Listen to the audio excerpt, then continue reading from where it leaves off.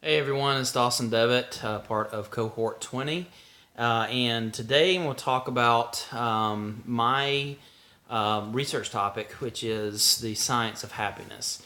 So, one of the things that I've been very interested in, very intrigued in for quite some time, is the role that happiness plays in schools and really in culture and climate organizations, but specifically the science of happiness. And so one of the things that we hear often in schools and really all organizations is if it can't be defined, if it can't be measured, then it really doesn't have value. And that's just something that it's just been very intriguing to me. And so that's really the path that I'm following for my potential dissertation.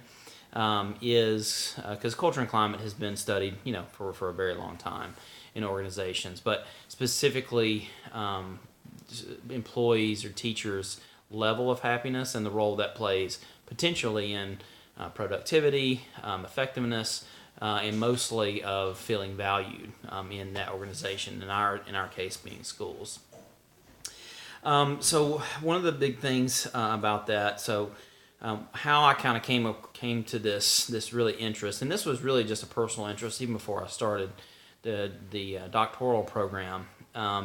Is I read a book called The Happiness Advantage by Sean Achor, and this book was really kind of one of those game changers because happiness is one of those things that is just so esoteric. It is difficult to define, but really recently, really with Sean Achor and many others, there has been the study of happiness and the science behind it.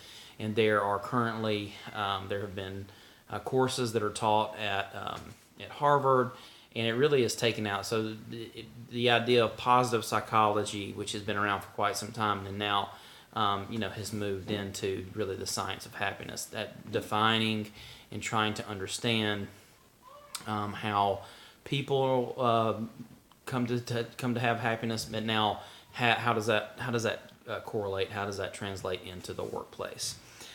So that was really a big one, and again, it's just fascinating to me. And now taking that and kind of moving that into the school setting. So one of the things, kind of with that, that kind of rationale for the interest is and this is where my bias is going to come out. So I'm kind of getting ahead of myself, but the culture and climate of organizations and schools is extremely important in my opinion. But many leaders, many people in multiple organizations, schools included, just don't feel like this. That is an afterthought, and that's just simply not my thought, not my belief. So. One of the things in kind of coming to that, how I personally kind of came to it is, I've always felt like teaching and learning and leadership is a moral calling, moral duty to help improve students' lives, help them have better and happier lives, not just be filled with knowledge. And so that has always given me great fulfillment, and in turn happiness. And so, moving into the perceptions.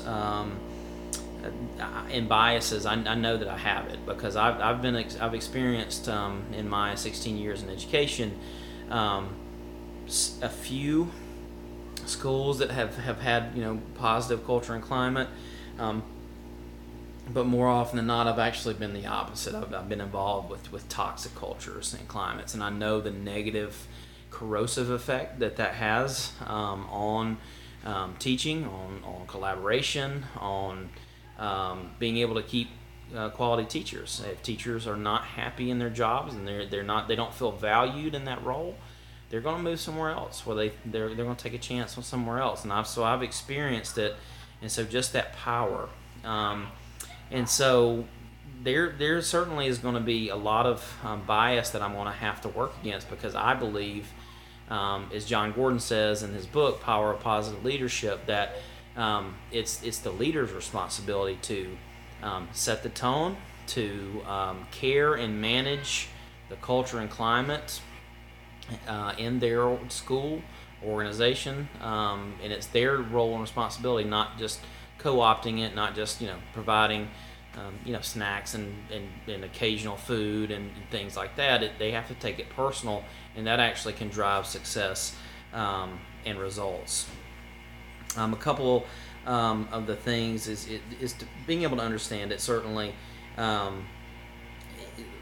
that with the subjective eyes, I know again I'm a white male.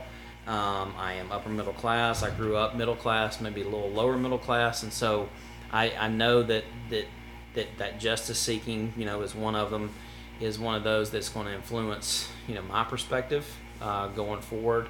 And so that's something I definitely am going to have to be very cognizant of as I move through the research. In terms of, having the power, I definitely am acknowledging ahead of time that I have my strongly held beliefs of the power of culture and climate, and now kind of stringing that out and pulling it out a little bit into the science of happiness. So I have a very strongly held beliefs because of my negative experiences.